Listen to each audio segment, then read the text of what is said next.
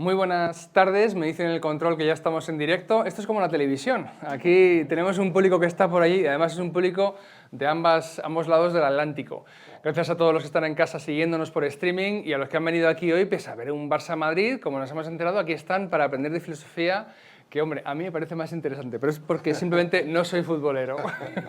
En fin, muchísimas gracias por venir a esta última actividad que tenemos en Value School. Con esto cerramos el año 2019.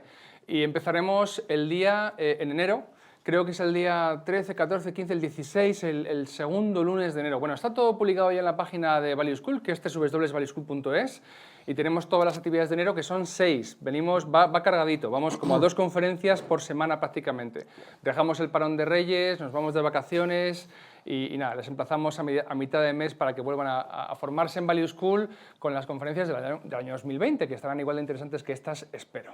Bien, como digo, hoy terminamos con Miguel Ángel Quintana Paz, que ya estuvo en otra ocasión. Tenemos un vídeo interesantísimo donde discutíamos también con Pedro Insua acerca del libro de Jonathan Haidt llamado La mente de los justos, un debate de por qué la religión y la política dividen y enfadan a las personas sensatas.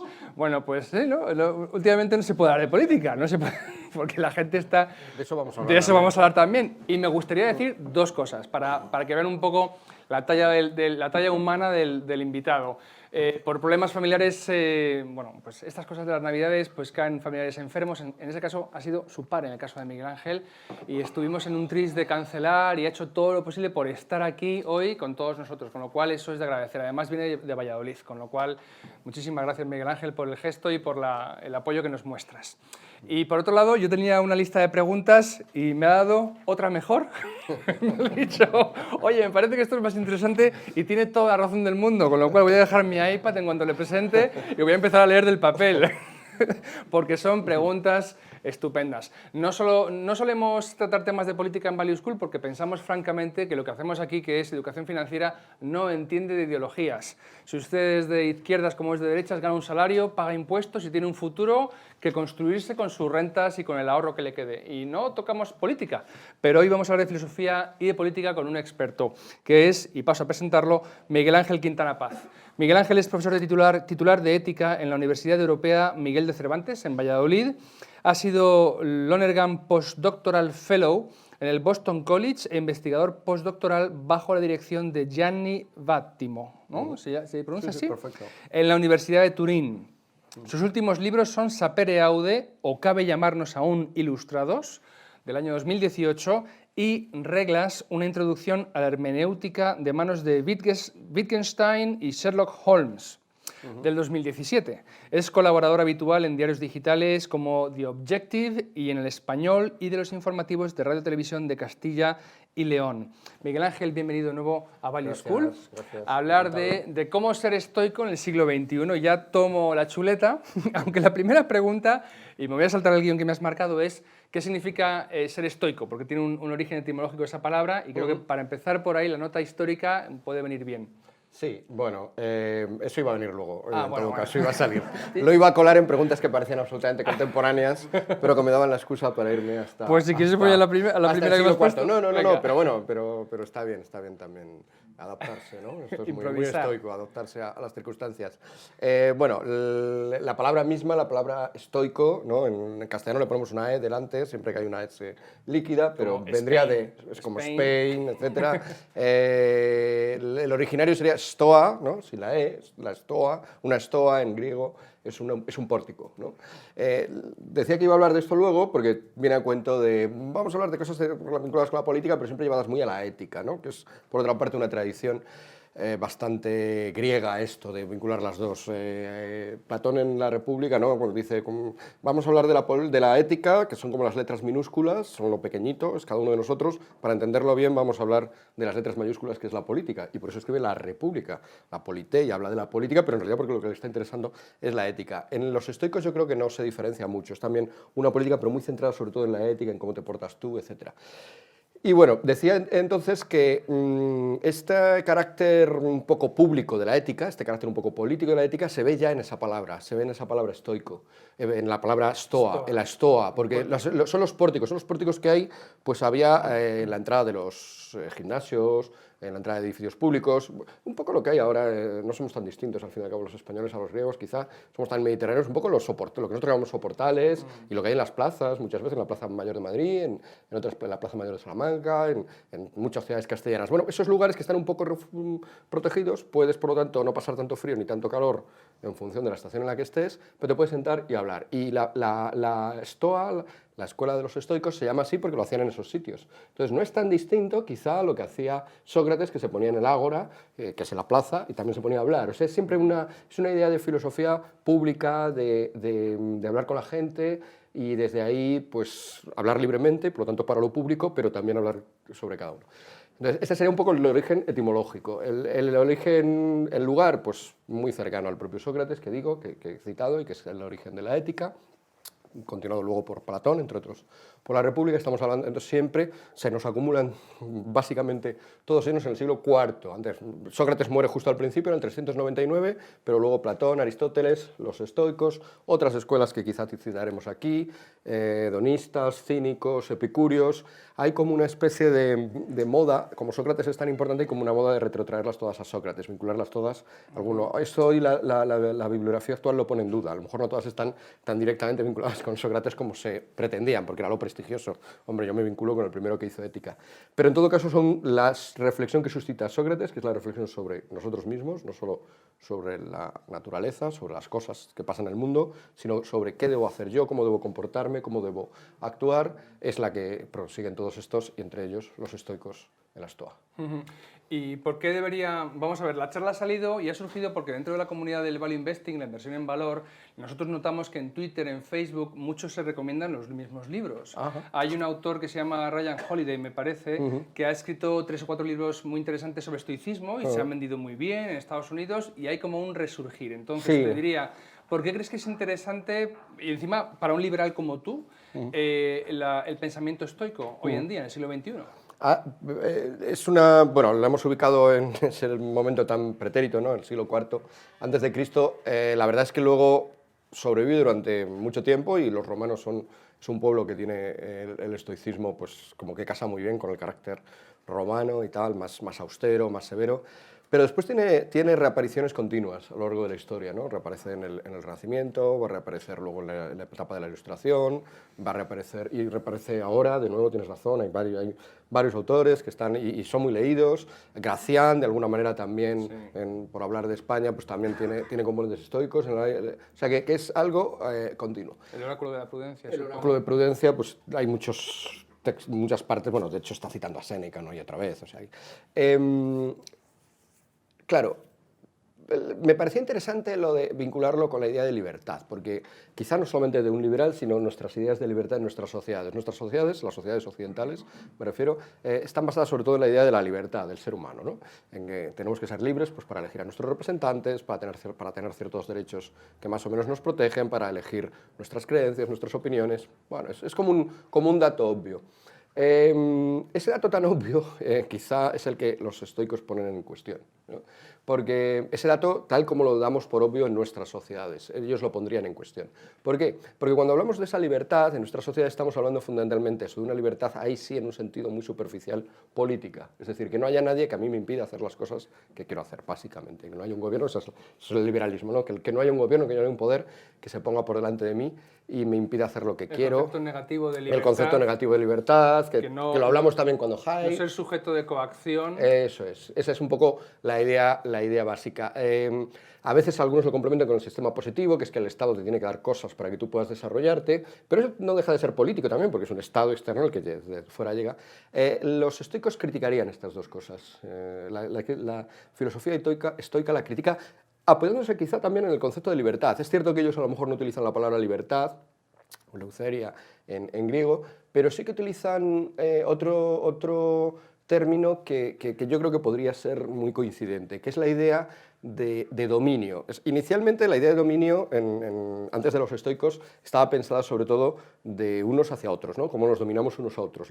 Los estoicos de repente le dan un giro a esta palabra y empieza a ser autodominio. Lo importante empieza a ser el autodominio. ¿Por qué? Porque si no te dominas a ti mismo, si no eres capaz de controlarte a ti mismo, pues no tienes realmente libertad. Estás siendo dominado por partes de ti o por impulsos o porque realmente no reflejan. Puede ser que nadie desde fuera, concepción negativa de la libertad, nadie te está imponiendo nada. Puede ser incluso que te ayude el Estado, dándote cosas para que tú hagas cosas, pero si al final tú no eres dueño de ti y te dejas llevar de un lado para otro, pues esa es una libertad bastante escasa. Aquí me gustaría introducir dos términos, ¿no? A lo mejor algunos de los dos los conocéis porque son más o menos dentro de lo que cabe famosos, que sería la contraposición. Uno es la idea de acrasía, o acrasia, se puede pronunciar de las maneras, si queremos ser más griegos o menos. Esto sería la falta de... Acrasia, de ahí viene crasía o cracia, de ahí viene democracia, ¿no? Kratos, poder, lo que lo niega. Sería la falta de este dominio, la falta de este poder, la falta de capacidad que tenemos de dominarnos a nosotros mismos. Es un problema clásico en la filosofía, en la psicología, en todo, en todas las ciencias humanas. ¿Qué es la crasia? Esa sensación tan común que tenemos todos y que vamos a tener ahora en Navidades, de no quiero comer polvorones porque me engordan, pero como polvorones, ¿no? Entonces, ¿por qué si no quiero? Y es más, no quiero, tengo claro que me van a engordar, ¿no? Lo sé, lo quiero y aún así hago lo contrario de lo que sé que es bueno y hago lo contrario de lo que quiero. ¿Por qué pasa esto, no? Es una experiencia continua, que me propongo objetivos, pues supongo que aquí hablaréis mucho de estas cosas, ¿no? Sí. Me propongo propósitos, pero al final no los hago. Bueno, pues claro, tú puedes ser todo lo libre que quieras, de que el Estado no te imponga nada o que te den recursos, pero si tú al final no eres capaz de hacer lo que quieres, pues eso no es libertad, ¿no? O sea, es un concepto de libertad quizá más profundo, pero es también falta de libertad. Este problema de la acrasía ya estaba detectado, ¿no? No son los estoicos los que lo detectan. Aristóteles, Platón, pues ya habían visto esto y habían intentado dar explicaciones. Hay varias explicaciones a por qué pasa esto. Una explicación puede ser que simplemente no quieres de verdad lo que dices que quieres, ¿no? O sea, dices, no quiero comer polvorones, te estás engañando, en realidad sí que quieres comerlos. Los economistas lo dicen mucho, no hagas caso de lo que la gente dice, sino de lo que la gente hace. Claro. Pero aún así parece que no refleja, o sea, realmente después de que comí los polvorones digo, nada, es que de verdad quería. Siempre está la sensación esta de que hago a veces lo que no quiero, como diría incluso San Pablo, que es otro que también lidia, también en la religión se lidia con este problema, ¿no? Hago lo que sé que es malo y tal, y sin embargo lo hago, él lo adjudica al pecado original y tal, pero vuelve a ser ese el mismo problema. Entonces, esa es una explicación, que no tengo claro realmente lo que quiero. Otra cosa es que no tengo realmente claro que sean malos, o que me convenzo de que, bueno, es la típica cosa de, bueno, sí son malos los polvorones, pero este no. Uno que me voy a comer, y el segundo, pues si el primero no lo era, el segundo tampoco, el tercero, el cuarto, 18. Entonces, esa sigue siendo una posible explicación, pero tampoco quizá no satisface del todo. La tercera explicación, que es por la que opta, por ejemplo, Platón, y luego pues llega hasta Freud, es la idea de que en realidad hay una parte de mí que sí que quiere comerlos, hay una parte que no, y están en lucha, ¿no? Entonces, esto es muy fácil de entender, es también la de San Pablo, ¿no? El pecado me lleva, yo no quiero. Esto en principio estamos más o menos acostumbrados, aunque es una idea muy rara, significa que no somos una persona, cada uno de nosotros, que somos varios, ¿no? Y esto suena un poco esquizofrénico, ¿no? O sea, ¿cuántos soy yo? ¿Y por qué luchan? ¿Y por qué no se ponen de acuerdo? Bueno, frente a esta noción de acrasía, ya digo, clave en toda la historia de la filosofía de las ciencias humanas y de las ciencias sociales, tendríamos la propuesta estoica. Y la propuesta estoica es lo que digo, cogen acrasía sería como falta de dominio, pues ahora ellos sí que defienden que tengas dominio sobre ti, ¿no? Entonces, ese dominio sobre ti sería la encrateia para ellos. Crateia viene de lo mismo, ¿no? Crasía, crateia, estamos siempre de lo mismo. Y ellos dicen, es muy importante que llegues a dominarte. Quizás, según esta tercera interpretación que dimos, si soy varios, bueno, pues hay una parte de mí que tiene que dominar a otra por dentro, ¿no? O tengo que autoconvencerme yo racionalmente, y de ahí la importancia que dan los estoicos. Tradicionalmente, si cogéis cualquier enciclopedia, seguramente sobre los estoicos empezará diciendo, los estoicos dividen la filosofía en tres, lógica, ética y física. Bueno, pues es un poco cada una de estas, ¿no? Si piensas más en términos éticos, pues es como obligar una parte tuya a la otra a someterse y a ir por el camino que debe ir. Si te metes más por el camino lógico, es que te convenzas de verdad de que los polvorones son malos. Es lógica en sentido amplio, no solamente la lógica de los silogismos, es la lógica como comprensión del mundo. Convéncete, estudia bien lo de los polvorones y verás que son malos. Y luego tendríamos también la opción de que, bueno, aclárate contigo mismo, ¿los quieres o no los quieres, ¿no? ¿Estás seguro de lo que quieres, de lo que crees decir que quieres o lo que no? En cualquiera de estas, cogiendo cualquiera de estas tres vías, lo que yo consigo es dominio sobre mí. Esto, dentro de lo que cabe, hasta aquí ni siquiera tampoco son demasiado, quizá, vamos, tienen su vía, le dan este giro a la palabra, pero bueno, Aristóteles podría decir cosas parecidas hasta cierto punto. La gracia de los estoicos es que cogen al pie de la letra a Aristóteles. Aristóteles dice, para todas estas cosas de la ética estamos hablando de un saber práctico. ¿Qué significa el saber práctico? Significa que esto es como montar en bicicleta, que aunque te leas un libro sobre montar en bicicleta, pues luego coges la bici y te caes. Sí, o aprender a nadar. Yo me sé muy bien la teoría de nadar, me meto y me caigo. ¿Cómo aprendo a nadar? La frase es súper rara, si nos fijamos, aprendo a nadar nadando, pero si no sé nadar, ¿cómo voy a nadar para aprender a nadar? Eso es como un círculo vicioso, pero al final funcionan estas cosas, y aprendemos a nadar nadando y montamos en bicicleta montando, aprendemos a montar en bicicleta montando en bicicleta, y hay montones de cosas que hacemos así, haciéndolas sin saber. Esto es lo que significa que la ética para Aristóteles es un saber práctico, es decir, que tú puedes escribir libros, puedes estudiar, pero al final tomar estas decisiones bien y sobre todo tomar estas decisiones de dominio de ti mismo son muy prácticas. Esto Aristóteles lo deja muy claro. Los estoicos, lo que nos ha llegado de ellos, hay que tener en cuenta que de Aristóteles nos ha llegado solamente prácticamente la mitad de su obra, todo lo que escribió para afuera no, y a lo mejor sí que se metió por estos berenjenales. Lo interesante de los estoicos es que se meten y te dicen, vamos a enseñarnos, vamos a enseñaros, vamos a enseñarnos a nosotros mismos, vamos a aprender a hacer ejercicios que nos ayuden a este autodominio. Entonces no se queda simplemente, los estoicos no se quedan, luego lo haremos de algunos de ellos, pero no se quedan simplemente en decir, domínate, tienes que dominarte, sino que te proponen ejercicios. Un ejercicio, bueno, una sucesión de ejercicios continuas serían uno de los libros clásicos de estoicos, que serían las meditaciones de Marco Aurelio, del emperador Marco Aurelio. Si alguien las ha leído o alguien las ha visto, son una sucesión de pensamientos, bueno, pues una sucesión de aforismos, eso no es raro, ¿no? Que alguien escriba textitos cortos, seguidos, más entretenido. Quizá les das una nueva luz cuando ves que esas cosas, por ejemplo, se repiten. Hay ideas que se repiten varias veces. Pues qué pesado es este hombre, o no se acordaba de que lo había escrito y vuelve a machacarlo, o cree que no me he enterado. Bueno, esa es una interpretación un tanto peyorativa hacia el emperador.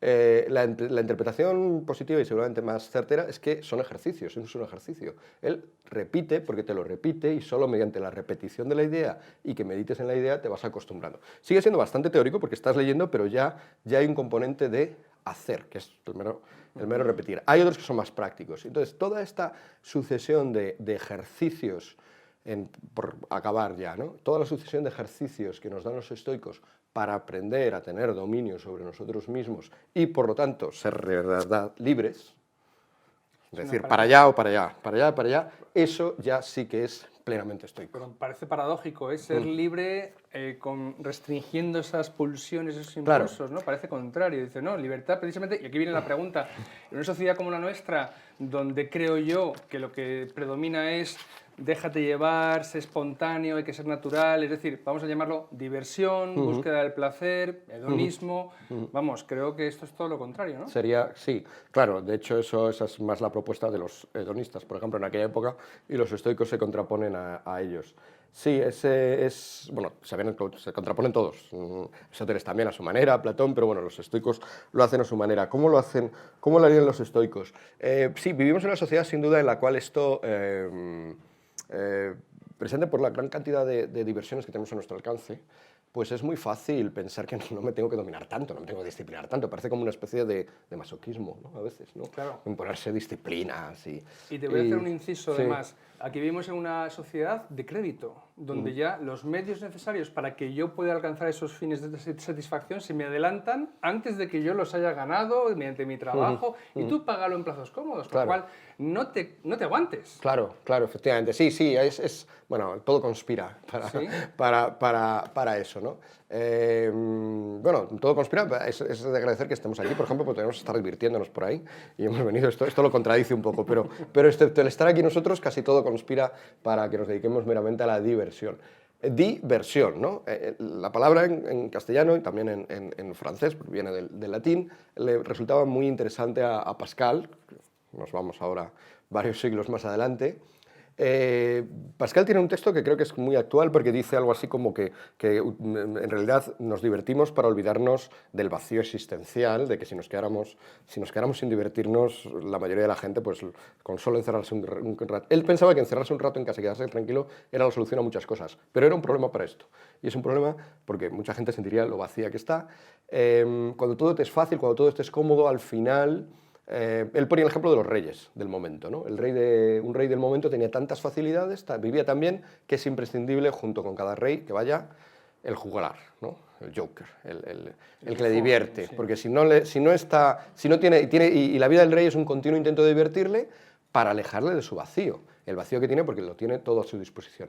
Bueno, está la frase esta famosa de cualquier persona un poco que entienda cómo ha evolucionado nuestras sociedades, la economía y cómo ha evolucionado la riqueza de las naciones, que diría Smith, la frase de que es que vivimos mejor que los reyes medievales o que los reyes de la época de Pascal, y es cierta. O sea que hoy ese rey de Pascal seríamos cada uno de nosotros, ¿no? Y multiplicado por varios. Es decir, somos ese rey que necesita, por lo tanto, divertirse, pero precisamente porque como nos perdemos la diversión, pues no resolvemos el problema del vacío, por lo tanto, es como una especie de círculo vicioso en el que estamos ahí y que Pascal detectaba muy bien. ¿Cuál es la alternativa estoica? La alternativa estoica sí que sería ahí pararse y mirar cara a cara, es radicalmente opuesto. Y aquí ya podemos hablar de algunos ejercicios, ¿no? Estoicos. Tienes que mirarte a ti mismo, tienes que mirar tu propia vida, pararte. Ya solo pararte pensaba Pascal que ya no se iba a alterar. Pues no solo esa alteración, sino que luego encima tienes que contemplar las partes de tu vida menos gratas. Ejemplo de ejercicio estoico, de los más duros, pues una meditación larga, de unos cuantos minutos, 20, 30 minutos, sobre tu funeral, ¿no? Entonces, párate a pensar cómo va a ser tu funeral. Y durante 20, sobre todo lo difícil es, a lo mejor incluso, bueno, la misma idea seguramente nos asusta, pero meternos en la idea y luego seguir minutos, imaginando los detalles. Hay muchos detalles que imaginar, de qué color va a ser el féretro, de qué color van a ser las cortinas, quiénes van a venir, qué van a decir. Bueno, eso es muy duro. O sea, ahí podemos comprobar una vez más hasta qué punto somos libres, pero digamos, no quiero. Claro, si es solo imaginar, no tiene nada que ver con la realidad, pero ya la realidad... Entonces, ese tipo de ejercicios, ¿no? Es el memento mori, ¿no? El acuérdate de que morirás, que se dirá después. Ese tipo de ejercicios lo que hacen es como un ejercicio físico. Este es un símil muy estoico. Tu voluntad esta, la que tiene el problema de la acrasía, se parece mucho a un músculo del cuerpo real, un músculo físico. Entonces, igual que se fortalecen con el ejercicio, también tu voluntad a lo mejor este ejercicio que he supuesto es más fuerte al principio. Estoy pidiéndole a la gente que levante 120 kilos cuando todavía no he hecho nada y a lo mejor no es el más indicado, ¿eh? Por supuesto, esto tiene que ser una cosa personal, meditada, pero haciendo estos ejercicios, poco a poco te irás metiendo. Un tipo, por ejemplo, que está muy a caballo entre el mundo de las finanzas y el estoicismo contemporáneo es Nicolás Nassim Taleb. Nassim Nicolás Taleb. Él hace pesas, ¿no? Y pone siempre esta comparación también. O sea, lo de levantar peso, la similitud que tiene con la capacidad de entrenar tu voluntad para hacer las cosas que realmente quieres. Va por ahí. En un mundo tan politizado como el nuestro, donde, bueno, y en una sociedad como la española, donde todos son impulsos, apelación a las pasiones quizá más bajas, tribales, ¿qué diría un estoico ante lo que estamos viviendo en España actualmente, donde la política es lo que invade todo? Sí, bueno, aquí hay una curiosa paradoja con los estoicos, ¿no? En uno de estos momentos de revival del estoicismo, que es, por ejemplo, el siglo XVIII, el siglo de la Ilustración, hay un autor que, precisamente intentando contraponer la ética estoica, llega en aquellos momentos a ser casi sinónimo de la ética griega, o sea, la ética de los clásicos, la ética de la parte helena de nuestra cultura, frente a la parte más judeocristiana, ¿no? Entonces, este autor, que es Maupertuis, él está intentando reivindicar la parte cristiana, ¿no? La parte más bueno, son todos muy interesantes, es un poco el que importa el newtonianismo en Francia. Pero es cristiano y, bueno, también Newton lo era, y intentando reivindicar esto, tiene un símil, que es el símil de las dos islas. Dice, creo que es un símil muy interesante para ver cómo se llegó a interpretar el estoicismo al cabo de los siglos. El símil de las dos islas que dice él es la siguiente, dice, imaginemos una isla donde todos son cristianos, y ahora imaginemos una isla donde todos son estoicos, o clásicos, ¿no? Griegos. ¿En cuál de las dos vivirían mejor? Dice, la de los cristianos, pues todo el mundo se preocuparía por los demás, se alegraría de los bienes de los demás, se compadecería y eso también ayuda sobre ya. Los estoicos cada uno iría a lo suyo, está cerrado en sí mismo, ejerciendo su propia voluntad, es austero, no le perturba lo que hacen otros. Bueno, esto es un poco una caricatura del estoicismo. Lo cuento porque es un ejemplo real, de un autor real, que llega a acusar al estoicismo de esto, pero seguramente no sería esto lo real. Es decir, al final muchas veces el estoicismo se ha interpretado como que, bueno, pues esto que tú decías, ¡buah, qué lío el mundo! Qué complicado es. El estoicismo surge, esto lo poníamos en la presentación, ¿no? En la web, surge en un momento histórico también complicado, de una globalización, la globalización helenística de finales del siglo IV a.C., Alejandro Magno, de repente la ciudad-estado, es el lugar donde si eras varón, libre y mayor de edad, y ciudadano del lugar, no eras extranjero, pues tenías bastante poder y controlabas un poco, eran ciudades de unos 50.000 habitantes, controlabas un poco por dónde iba la sociedad en la que ibas. Esto de repente se rompe y de repente estás en un imperio que va desde Macedonia, desde el Mediterráneo hasta la India. Claro, esto inmediatamente te hace sentir, y el centro de poder que dicen el locus del dominio, que se diría en psicología, está muy cerca, muy lejos de ti, no es capaz de controlar, no sabes, cuando te cierran la fábrica no sabes a quién tienes que protestar, a la Coca-Cola de aquí o a la de allí, pero ¿quién? En cualquier caso, incluso en que lo averiguaras, te queda muy lejos como para poder dominarlo. Esta sensación de yo es muy pequeñito, el mundo cada vez más grande y más complicado, genera angustias en aquel momento, genera angustias hoy, sin duda, y muchas veces parece que o se ha contado, como digo, Maupertuis lo diría, que el estoicismo un poco lo que te dices, bueno, pues déjate del mundo, refúgiate en ti mismo, preocúpate solo de ti, desapego, ¿no? desapego completo, tú metido en tu casa haciendo tus ejercicios. Bueno, esto es una visión posible, pero choca con una realidad, y es que ha habido de hecho, probablemente los dos filósofos estoicos más importantes los dos se metieron hasta las trancas en la política. Son uno, el que he citado antes, Marco Aurelio, que llega a ser emperador del Imperio Romano todavía en el siglo II, o sea, una cosa bastante, cuando el imperio todavía era una cosa bastante potente, y el otro es Séneca, que no es directamente el emperador, pero es el asesor de Nerón, ¿no? Acaba mal la cosa, pero mientras que dura, pues es una de las figuras más importantes del imperio, también en un momento, en el siglo I, de bastante potencia del imperio. Entonces, claro, esto no casa, pero no se supone que Séneca y Marco Aurelio tenían que estar en la isla esa preocupándose cada uno de los suyos, ¿no? Como retirados. ¿Por qué hicieron esto? Traicionaron su estoicismo en modo alguno, en modo alguno. El estoicismo tiene algo, y aquí esta idea de comprender al final la razón de las cosas. O sea, es una filosofía tremendamente racionalista, en la cual, cuando hablamos de razón desde un punto de vista estoico, esto sí que es realmente original, porque no está realmente ni en Platón ni en Aristóteles, estás pensando de que al final todo lo que pasa, sí que anticipa un poco el cristianismo, sin embargo. Todo lo que pasa en el mundo, no solo la física, no solo el movimiento de los cielos, la astronomía, no solo la vida, la biología, no solo ni siquiera tus decisiones sobre tu vida, si son más o menos racionales.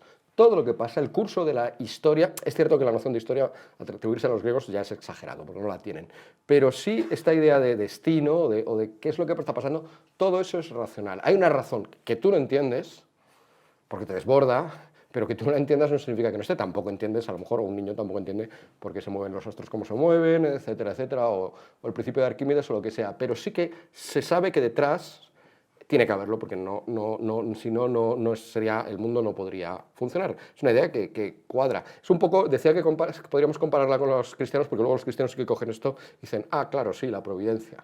Y entonces inmediatamente les cuadra perfectamente. Es uno de los factores estoicos que sí que cuadra muy bien con el cristianismo. Metiendo a un Dios benevolente y tal, eso ya sí que es cristiano, pero la idea es esa, la idea es que todo tiene una razón de ser. Entonces, si el mundo entero tiene una razón de ser, el hecho de que tú te metas en política, si aceptas esto, no debería ser demasiado, diríamos hoy, estresante o demasiado angustiante. En el fondo, las cosas que están pasando son las que tenían que pasar, de alguna manera. Lo que pasa es que a lo mejor no eres capaz de verlas tú, pero tienes que intentar... Esto también es un poco la labor del político, ¿no? Ver por dónde va el mundo e intentar adaptarse e intentar, luego, en la medida de sus posibilidades, siempre escasas, incluso aunque seas el emperador, lo dice Marco Aurelio, siendo emperador, pero bueno, en la medida de donde puedas, moverlo ahí, pero siempre, claro, es absurdo que pretendas mover algo que no... O sea, es como si yo estuviera empeñado en mover este edificio, pues estaría loco, ¿no? Pues estoy empeñado, no digamos que estoy empeñado en algo mucho más importante que es mover el curso de la historia. Pero adaptándome a ello, viendo por dónde va, a mí me recuerda un poco, dando de nuevo otro salto hasta el siglo XX enorme, a esta idea de un filósofo muy curioso, Kojève, es un ruso que acaba en Francia, Alexandre Kojève.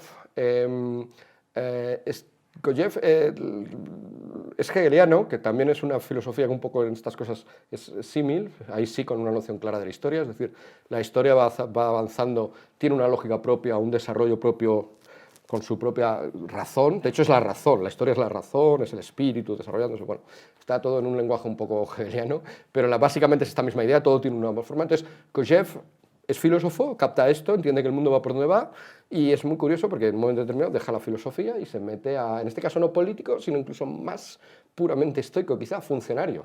Ni siquiera intenta transformar el mundo, se pone funcionario del ministerio francés encargado para la instauración del mercado común. Muchas veces, de hecho, se ha acusado a los burócratas europeos un poco de tener esta mentalidad de que las cosas tienen que ser como van por Europa o no. Si os salís de aquí, Brexit, es que estáis locos, vais contra el curso de la historia, no habéis entendido, esto es lo que hay y no puede haber otra alternativa. Por eso la propia Europa a veces se preocupa tampoco de hacerse publicidad a sí misma, porque es que es lo que hay, no hay ni que publicitarlo. O lo entendéis o no lo entendéis, como lo entendió Kojève o como lo entendieron como entendieron otra globalización distinta y otra unificación distinta los estoicos. Por otra parte, y esto ya sería lo último, la idea esta de razón universal es lo que permite a los estoicos adoptar posturas que casan muy bien justo con lo que decíamos que vivieron, con un imperio, con los imperios, con las entidades grandes, con la globalización, pero incluso la noción de imperio. A Marco Aurelio no le cuesta ser emperador, porque un emperador justo lo que intenta es eso, ante una cosa inmensa, intentar meter un poco de razón. De tal manera que, frente a otras filosofías del momento que serían muy escépticas frente a estos grandes poderes, ahí el estoicismo sería poco liberal, porque haría precisamente lo contrario, decir, no, si el mundo lo mueve una sola razón, hasta cierto punto es coherente que lo mande un solo individuo, un solo imperio, o sea, esta sería la visión negativa, ¿no? La versión positiva es, pues sí, que bien, un imperio que va a imponer racionalidad en vez de las falsas razones locales, que en realidad son resistencias a la razón. Entonces, de alguna manera casi lo que quiero decir es que es una filosofía imperialista, que puede llegar a imperialista y por lo tanto nada que ver con lo de la isla de Maupertuis, ¿no? Nada que ver con la isla, con el aislamiento. No, da perfectamente este salto. Los epicúreos, por ejemplo, sí que serían todo lo contrario. La vida Epicuro recomendaba explícitamente aléjate de la política. Los cínicos, que son una cosa muy curiosa, están ahí. Hay cínicos que tenderían más al aislamiento, pero hay cínicos... El cínico, bueno, no es en el significado que decimos nosotros, ¿no? Una especie de una persona desvergonzada. Un cínico no sería un desvergonzado, sino más bien es el que desafía las convenciones. Pero justo porque desafías las convenciones de tu lugar, de tu patria, de tu ciudad, de los tuyos, pues muchos de ellos también aspiran a lo global, a lo universal, y en ese sentido también hacen política. Entonces, pero ya digo, mientras que en otros está más claro, a veces menos, en los estoicos, curiosamente, es claro. Entonces, por eso no podemos entender, si entendemos solo la pata ética, sin esta otra pata política, que viene de la ética, de haber entendido tú y de haberte adaptado y de ser capaz de soportar el curso del mundo, no tendríamos mucho de esto. No me ha quedado un poquito claro, perdona que te diga, hablabas de Marco Aurelio y te quería preguntar, ¿acaso estás dando a entender que la figura, por ejemplo, del caudillo, del político mesiánico, del conductor, ¿no? El conductor de las masas, va por ahí? ¿Es la idea de político que...? Claro, no, ese sería, es una buena contraposición. Es decir, a menudo el que adopta el poder, el poderoso, ¿no? el líder, por ejemplo, en los populismos, ¿no? o en todas las versiones más irracionalistas de la política, pues concentra en sí todo. Presidente, como no puede apoyarse en razones, no puede apoyarse en la racionalidad del mundo, se apoya en seguidme a mí, ¿no? El conductor, el Führer, el guía, ¿no? Es el que guía, el que dirige, oye, yo soy el que sé, el caudillo en castellano es eso, el que dirige, ¿no? O sea, el que yo sé y me seguís. Todas esas políticas, todas esas formas de política parten de una noción justamente contraria al estoicismo, que es el mundo es irracional, no lo podéis entender. A lo mejor yo sí que lo entiendo o no, ni siquiera no lo he entendido, pero seguidme porque yo soy el que os llevará por donde hay que ir, ¿no? Ni siquiera tengo que demostrar, entre otras cosas no tengo que demostraroslo porque no lo entenderíais. O sea, son versiones totalmente irracionalistas de la política. Y esto es todo lo contrario de lo que haría un estoico. El estoico sí que reclama, y por lo tanto es escéptico frente a todo el que se presente con esta voluntad populista o caudillista, pero luego también la versión populista. Bueno, populismo es un poco como un término muy de moda hace poquitos años, ahora ya como que un poco ya se ha saldado un poco la cuestión y cuando hablamos de populismo no estamos hablando de demagogia, ¿no? No estamos hablando simplemente del que dice cosas bonitas, eso en el fondo lo dicen o lo intentan decir todos los políticos para captar votos en una democracia, ¿no? O para captar apoyos en un régimen que no sea democrático. El populismo, quizás si queremos extraer algo de toda esta discusión que ha habido en años pasados sobre esta palabra, se caracteriza más por esa capacidad que tiene de decirle al pueblo, de ahí viene, populismo, ¿no? De decirle al pueblo, oye, hay una serie de principios que tienes ahí que no tienes muy claros lo que son, libertad, justicia, democracia, sí, aquí pues no sé, estamos muchos, ¿no? Es un buen número, 50. Si cada uno de nosotros escribiera ahora, ¿qué es para vosotros la democracia? ¿Sois demócratas? Probablemente la inmensa mayoría diríamos sí. Bueno, escribís en un papel, ¿qué es para vosotros ser demócrata? Escribiríais, leeríamos los 50 papeles, cada uno habríamos escrito una cosa distinta. Habría una especie de falso consenso. Todos estamos demócratas, pero luego cada uno ponemos en la democracia una noción distinta, ¿no? El populismo lo que quiere es precisamente jugar con esto y decir, bueno, voy a convocaros en torno a esto, que llaman los filósofos populistas como Laclau, significantes vacíos, porque son esos, democracia está vacío, cada uno lo rellena de una manera, voy a ocuparme yo de rellenarlo en cada momento de la manera en que a mí me convenga. Cuando estás jugando esa táctica de decir, oye, lo demócrata es esto, y esto se hace o no es democrático, la vivienda democrática, los ayuntamientos democráticos, democracia es poner urnas. Democracia, sí, en cualquier cosa, efectivamente, es poner urnas, pero luego en otras cosas no se puede votar nunca, porque eso sería antidemocrático, ¿no? O sea, todo ese juego, efectivamente muy racional, ahora sí, esto sí, de rellenar esos vacíos, esos significantes vacíos, ese juego tiene que dirigirlo a alguien, y ese alguien es el caudillo. Por eso el populismo necesita el caudillo, pero como rellenador de esos huecos, ¿no? Entonces ahora el caudillo dice que por aquí, o el líder, el caudillo a lo mejor es que es muy concreto, el líder, el que sea, todos los partidos populistas o todos los regímenes populistas, está todo el día, bueno, está el populista pues 8 horas como estaba Chávez en Venezuela, ¿no? O sea, está 8 horas contándote porque es clave la figura de ese líder, no solamente porque caiga bien, sino por esto que digo, porque es el que tiene que dirigir. Bueno, esto es justo, rellenar esos significantes vacíos, justo lo contrario de la versión estoica. Tú tienes que encontrar la razón de las cosas, no tienes en modo alguno que rellenarla, y tú como líder no tienes que tener ese protagonismo, esa importancia. Pegamos otro salto hasta el medievo. Aquí en España, de hecho, Maimónides, un filósofo judío, luego tuvo que huir. Maimónides, en un momento determinado, él en las claves judías juega con la idea del Mesías. Y él pero utiliza la palabra Mesías en términos peyorativos. Cualquiera que venga a decir que es un Mesías, ya advierte Maimónides, está jugando con esto, cuidado, está diciendo, no vais a entender el mundo, no entendéis por dónde van las cosas, soy el Mesías que vengo a salvaros. Y Maimónides dice, cuidado, es judío en el sentido de que el Mesías ya vendrá, pero el que se presenta ahora, los falsos Mesías, son todos falsos, los que vienen ahora, porque son todos gente que intenta sacaros de la racionalidad. Él contrapone de alguna manera la filosofía, el pensamiento, la razón, como los estoicos, frente a estos líderes, mesías, caudillos. Esta diferencia es clave. Entonces es una política, por lo tanto, concluyendo un poco, radicalmente antipopulista, radicalmente anticaudillista, aunque sí hemos dicho que aspirante a los entornos amplios, los entornos más funcionariales, como dije, quizá, ¿no? Porque no le hace falta, se supone que ya se ha captado la razón de las cosas y simplemente vas aplicando, pero lo va aplicando cualquiera, hasta el funcionario perdido en la última oficina, si tiene claro por dónde va el mundo, pues va a hacer las cosas que son, pues se lo deja claro la burocracia misma y los procedimientos que ya están establecidos, pues va a conducir las cosas por donde tienen que ir. No necesitamos la referencia continua a alguien que nos enseñe. Ahora, por ejemplo, también está de moda esto de hay que aleccionar a los jueces, que no se enteran, hay que dar recursillos de género para que vayan para acá, para que vayan para el otro lado. Todo esto no, o sea, ya un sistema realmente racional, ya cada uno interiorizado la ley, que se supone que si eres juez la has interiorizado y ya será él capaz de aplicarla sin necesidad de esta continua introducción de elementos irracionales, populistas, populacheros, demagógicos también, para dirigir en un sentido u otro. Te escucho hablar de racionalidad, te escucho hablar de distanciamiento o desapego y me pregunto si me suena un poco extremo, en el sentido de que parece dejar de lado la emotividad, el sentimiento, no sé, incluso la espontaneidad. En mi entendimiento, decir racional es lo que está muy pensado antes de actuar, ¿no?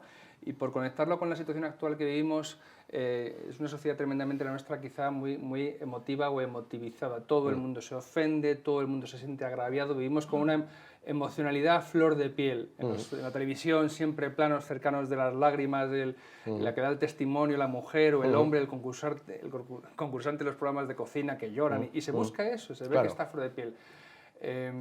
Y sin embargo, de nuevo, ¿cómo es que el estoicismo puede decirnos algo en este momento? Parece que vamos por la dirección contraria. Contraria, sí. Y hasta no hace tanto seguía siendo extraño. Hay una anécdota que a mí me gusta mucho, que es la de... bueno, la tesis en filosofía de que el fundamento para distinguir lo bueno y lo malo son las emociones. O sea, ¿qué significa que algo sea bueno? Pues que yo lo veo bien, que me sienta bien, que me gusta. La tortura está mal, pues porque, hombre, qué cosa, ¿no? Torturar y tal. Me produce unas sensaciones como, eso está mal. Pues otras cosas, pues dar dinero a un señor que lo necesita, pues me resulta agradable, pues eso estará bien, ¿no? Nuestras emociones van dictando lo que está bien o lo que está mal. Esto no nos resulta extraño hoy, pero es curiosa, me gusta la anécdota de la tesis como tal se llama emotivismo. Uno de sus defensores más firmes, y desde luego el que la hizo avanzar con más potencia en el siglo XX, se llama Charles Stevenson. Es americano, bueno, estudió en Cambridge, pero luego volvió a América, Yale, y estando allí en Yale los primeros años, con una carrera muy prometedora, publicando cosas sobre este campo bastante, ya digo, que hacen que yo hoy lo tenga que citar, porque es un filósofo clave en la cuestión emotivista. Sin embargo, llega el momento de hacerle fijo, lo que llaman allí la tenure, de hacerle titular, de dejarle la universidad, y le rechaza, Yale le rechaza. ¿Por qué? Justo por defender estas cosas. Es todavía un ejemplo. Estamos hablando de los años 40. Recién terminada la Segunda Guerra Mundial, lo cual quizá tiene su importancia, porque recién terminada la Guerra Mundial la idea de que la ética, el bien y el mal dependía solo de las emociones, pues sí que suscitaba algunos reparos, ¿no? Porque emociones, lleno de emotivismo había estado el régimen nazi y aquello no había parecido muy ético, y todos sentían que aquello estaba muy bien, pero aquello no. Entonces, bueno, directamente le echan, se tiene que ir a Michigan, por ahí a otra universidad, donde hace el resto de su carrera y tal, pero bueno, pero no es Yale. Y Yale le ha negado esto a una persona muy prometedora. Estamos hablando de eso, de finales de los 40. Hoy, estamos 70 años después, casi te echarían por lo contrario, por defender que sí que hay razones, que las emociones no pueden ser lo que determinen todo, que si alguien se ofende, pues que se fastidie, pero eso no me va a importar o me va a dejar de importar. Entonces, es un giro muy fuerte que indica cómo en muy pocas décadas nos hemos metido donde decías. Es que estamos viendo incluso, y lo recuerdo porque está reciente, manifestaciones multitudinarias que exigen que la justicia actúe según manda la masa congregada, porque su ofensa, su emoción, el ultraje que sienten, tiene que ser reparado. Efectivamente. Al margen de lo que diga la ley o el código y los jueces. Claro, efectivamente. ¿Qué diría el estoico? Pues ahí volvemos a la idea inicial. Estás subyugándote, estás sometiéndote de dos maneras. Una, la primera, quizá la más interiorista, la más a tus propios impulsos, a tus propias emociones. Bueno, esto cuando uno, según lo que hemos dicho antes, puede ser interesante, pero alguien puede decir, bueno, pues, ¿qué más da? Sí, pero son las mías, son mis emociones, que se haga mi voluntad, según mi emotivismo, pero que se haga. Pero cuidado, porque también está la otra parte. Es que también está la parte de que cuando se hace eso, estás subyugándote, estás sometiéndote, lo de Maimónides, te estás sometiendo a otros. Quizá en estos fenómenos que tú dices no esté tan claro que sea un mesías o un caudillo, pero sí que es la masa. Al final, si los sentimientos determinan el bien y el mal, esto que inicialmente suena muy bien, porque si dijamos, venga, los sentimientos determinan, pues yo tengo unos, yo tengo otros, qué bien, qué bonito, ¿a ti esto te parece bien o mal? Pues muy bien, ¿a ti estas otras cosas? Pues muy bien, a cada uno lo suyo. Inicialmente parece como muy liberador. En la práctica nunca es así de liberador. En la práctica, al final, si solo cuentan los sentimientos, evidentemente quien tiene el poder tiene un interés enorme en controlar esos sentimientos, ¿no? Y por lo tanto tenemos propaganda masiva, adoctrinamiento masivo, escuela y medios de comunicación tienen que condicionar, porque como solo importan los sentimientos, tenemos que lograr que de los cines, ahora ya incluso, pero bueno, de la televisión, salga la gente de leer unos determinados periódicos, tiene que salir sintiendo de una manera determinada, y eso tiene que ser machaque, machaque, machaque. De la educación igual, tienen que seguir sintiendo de una manera. Por lo tanto, es muy opresiva la visión que esto, si se acepta este motivismo, el rol que ofreces al poderoso es totalmente condicionante de todos los demás, porque al final va a ser ese sentimiento de la masa el que determinante. Al final hay que tomar decisiones, a veces, pues yo veo esto bien y yo mal, pues yo lo veo mal, tú bien, cada uno lo ve, pero al final hay que tomar, la ley tiene que decir unas cosas y otras, y al final ¿qué va a ser? Pues el sentir mayoritario en sentido literal, el sentir, el sentimiento, lo que pete en aquel momento, y eso, entre otras cosas, como no es ni siquiera espontáneo, como digo, sino que hay un montón de gente encargada de condicionarlo, al final configura una sociedad tremendamente opresiva. O sea, que no es solamente la opresión propia de dejarte llevar por tus impulsos, que por supuesto ya digo que a un estoico le importaría, pero es que también es esta otra parte que al estoico también le importa, claro. Aunque también le importa que tú luego, una vez que detectas esto, seas capaz de volver a ti mismo y ser capaz de lidiar con esto mal que bien, pero, o sea, que no está todo perdido, pero el diagnóstico de una sociedad así es preocupante. A ver, voy a intentar regresar al individuo, saliendo un poquito de la esfera social de la política. ¿Están planteando los estoicos que las cosas no te afecten? ¿Estamos hablando de eso? Que no te... En general, a ver, claro, si lo llevamos hasta ese extremo, de nuevo suelen... Claro, no gusta y caen muy antipáticos. En realidad lo que dirían sería, es más un juego más humano de lo que parece. Te afectan, lo que pasa es que una vez que te afectan tienes que ser consciente de hasta qué punto tú eres capaz de dominar eso, de dominar tus emociones. O sea, las emociones no son una cosa autónoma. Es cierto que muchos de nosotros diríamos, no, son indominables. Un estoico diría, son indominables porque no te has puesto, es lo que dije antes. Y yo digo, pero si no, nadie puede subir una pesa de 7 kilos, porque no he hecho ejercicio en mi vida. Pero llega otro y dice, mira, sí. ¿Por qué? Porque había hecho ejercicio y yo no. Entonces sí que se puede, lo que pasa es que yo no puedo porque nunca me he propuesto a ello. La idea es que las emociones te llegan, pasan por ti, pero puedes ser capaz de controlarlas, puedes ser capaz de encauzarlas, puedes ser capaz en última instancia, sí, de desecharlas. Bueno, hay incluso frases que parecen paradójicas, ¿no? Alguien podría incluso decir, estoy triste, pero me da igual. Suena muy raro, si estás como muy metido en tus sentimientos y cuando estás triste, pues estás triste y estás fatal, o cuando estás... o sea, porque somos acostumbrados como a sumergirnos en esa emoción. Pero el estoico plantea como una especie de distancia respecto a ella, y si entrenas esa distancia, si contemplas tu tristeza como algo distinto a ti mismo, o tu dolor como algo distinto a ti mismo, o tu angustia como algo distinto a ti mismo, por supuesto también el otro lado, no vale más que nada porque es que es lo mismo. Si cuando en la alegría, sin embargo, me sumerjo del todo y creo que aquello es, pues luego me voy a llevar la decepción. También la alegría hay que mirarla con una cierta, entrenarte, a lo mejor es más fácil, o no, porque estás agarrado a ella, pero contemplarla con una cierta distancia. Entonces, hay un cierto distanciamiento de las propias emociones, pero las emociones como tal las sientes. Simplemente que estás, y por lo tanto no te dejas llevar. Pero esto no es tan raro, es la imagen de los romanos que decía, ¿no? Es la imagen del noble romano, la imagen de la dignidad, la dignitas, ¿no? Romana, el tipo que es estas personas sabias, que son capaces, por supuesto sienten cosas, ¿no? Pero son capaces siempre de contemplarlas, de mantenerlas en su sitio, ¿no? Y pues eso, una persona va, por poner otro ejemplo, al funeral, va al funeral de un ser querido y puede estar muy digno en ese sitio, o puede estar de una manera pues más convulso por las emociones. El estoico, bueno, si estás convulso, ¿qué le vas a hacer? Es que no has entrenado. Pero lo ideal es que mantengas esa posición de dignidad, de capacidad, de dominio de ti mismo, que insisto, solamente has llegado a ella entrenándote. Y te voy a preguntar de nuevo, la pregunta va a ser un poco etimológica, porque simpatía y empatía.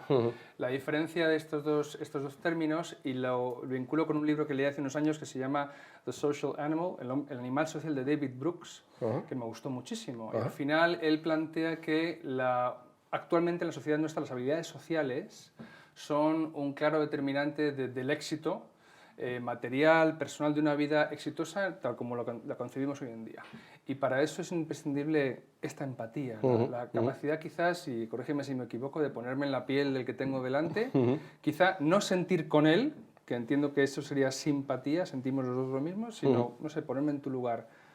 ¿Cuál es la postura del estoico ante esto?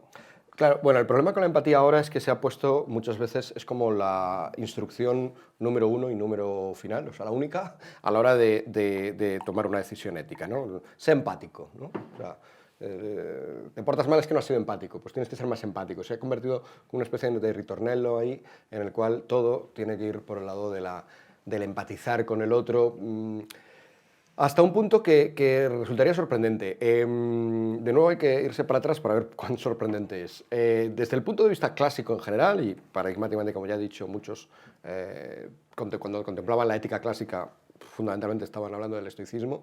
Del punto de vista clásico, el hombre clásico, el griego clásico, el romano,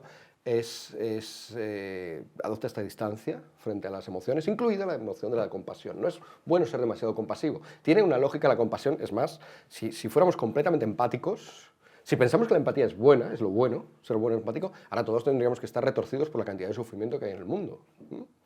Y aportaría eso algo al mundo, por otro lado. O indignados. Indignados, sí, y angustiados, pero solamente añadiríamos angustia a la angustia. ¿Qué sentido tendría eso?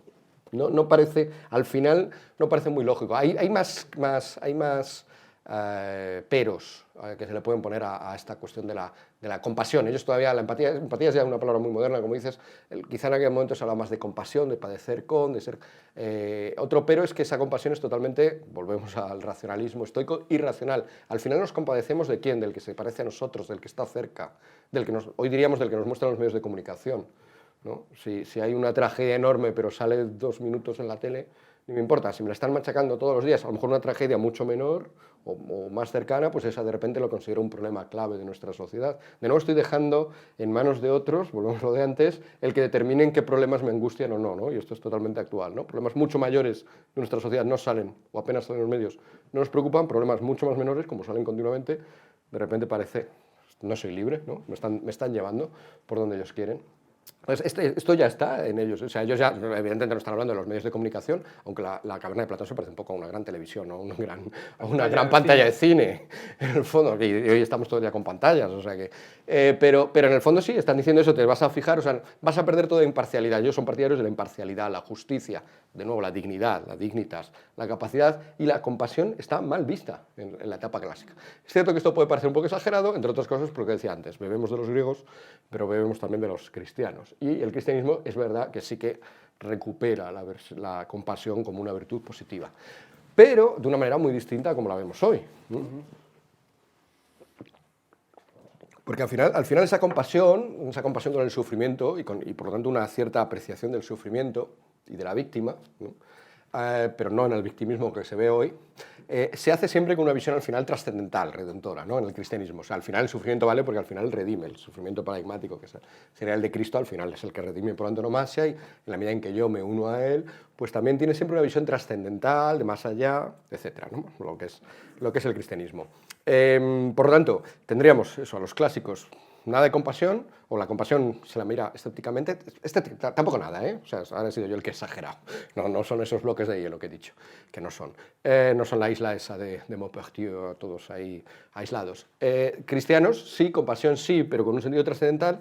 ¿Qué es lo que pasa en un momento determinado en nuestra historia? Un momento que conocemos bien, que es el momento de la Ilustración, de nuevo, el siglo XVIII. Pues hay una serie de autores que a todos nos suenan, Montesquieu, Hume, Rousseau, autores muy interesantes en las aportaciones políticas, que son, por ejemplo, a Montesquieu, de Rousseau, seguramente lo que conocemos de ellos son sobre todo eso. Adam Smith también, por cierto, lo conocemos más por la parte económica, que de repente en la parte ética, todos estos que he citado, recuperan la noción de compasión. ¿Por qué? pero lo hacen de una manera muy distinta a la del cristiano, ¿no? a la cristiana. Para todos estos, la compasión de repente vuelve a ser central, pero le quitas todos los elementos trascendentales y se convierte, de hecho, en una especie de alternativa al cristianismo. Es decir, el cristianismo quizá estaba pidiendo cosas demasiado elevadas, es una ética muy maximalista, el estoicismo también, te ponen un modelo ético muy alto, ¿no? Ser santo en el cristianismo, ser, pues eso, como un Séneca o un Marco Aurelio en el caso en el nivel de autocontrol, o Epícteto, que era el esclavo, no es una cuestión de nivel social, es una cuestión de autocontrol. Estos como que bajan las expectativas y dicen, estos están pidiéndonos demasiado, son demasiado perfeccionistas, vamos a quedarnos con lo más humano, que es esa compasión que nos surge, de nuevo, eso, de manera, ellos dicen natural, y lo natural suena muy bien en el 18, porque claro, el estudio de la naturaleza se está profundizando y suena muy bien, pero en el fondo natural significa eso, significa espontáneo, significa que me viene, significa que no tengo poder yo sobre ello. Diría inmediatamente un estoico, ellos no se dicen esto. Y entonces bajan a esa virtud natural, y es eso, pues son los sentimientos de simpatía, de todo, es lo que hace que Montesquieu valore más las sociedades comerciales como Holanda o el Reino Unido, porque piensa que en ellas se practica más esto frente a las militares, que son más frías respecto al sufrimiento del otro, porque entre otras cosas tienes que luchar contra él.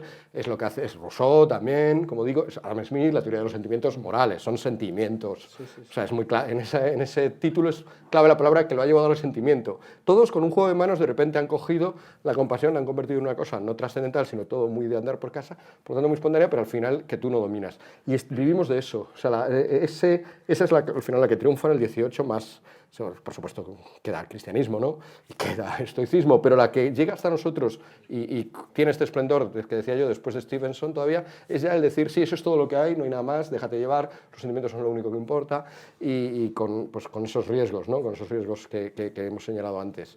Esto se vincula con otro tema muy actual, por cierto, que son toda la cuestión del animalismo, por ejemplo, ¿no? Solamente no podemos meternos en ello, pero, por ejemplo, claro, si al final lo único que importan son los sentimientos, los animales también parece a veces que tienen sentimientos, por lo tanto, los animales no son ya tan distintos del ser humano, el ser humano que estaba hecho a imagen de Dios en el cristianismo, o que es que es capaz de hacer todos estos ejercicios y denominarse a sí mismo, ¿no? De tener este dominio de sí estoico. Ahora de repente, si lo que importa es el sentimiento, no nos distinguimos tanto, a lo mejor no importa tanto un animal más que una persona. Es más, por supuesto, las personas tenemos que tratar a los animales con empatía. Hay una cita rápida de Víctor Hugo, ¿no? Un escritor francés, siglo XIX, es como ya la cúspide de todo esto. Él va con un asno y el asno ve un sapo y el asno se ve que se retiró para no pisar el sapo. Y entonces Víctor Hugo le hace una especie de elogio, de loa, este asno más sabio que Platón y más sabio que Sócrates, porque es capaz de tener compasión con otros seres, ¿no? O sea, ya es la extrapolación de la compasión a sus niveles y, por supuesto, entonces al final el asno a lo mejor es mejor persona que mi vecina abajo, que es muy molesta, ¿no? O me interesa más, o a lo mejor más en dilemas reales, pues dilemas, pues es un niño enfermo, o dilemas que hoy ya están más a flor de piel. Entonces, mucho de donde estamos hoy se explica por eso, por ese giro. Miguel Ángel, son las 8 menos 5 prácticamente. Ajá. Y te voy a plantear que abramos el coloquio. Vale. Tenemos algunas preguntas más todavía en el tintero, vale. Pero bueno, si el público quiere hacer alguna es el momento y si no, seguimos la conversación tú y yo. Vale. Pues adelante, ¿quién tiene la primera pregunta para Miguel Ángel Quintana Paz acerca de lo que hemos estado hablando? Levanta la mano aquí y le damos el micrófono en la segunda fila a la señora. Gracias. Yo he llegado un poquito tarde y a lo mejor has hablado de eso en los primeros 5 minutos, pero me ha extrañado bastante que no hayas mencionado una de para mí, las bases del estoicismo, que es la diferenciación entre lo que se puede y lo que no se puede controlar.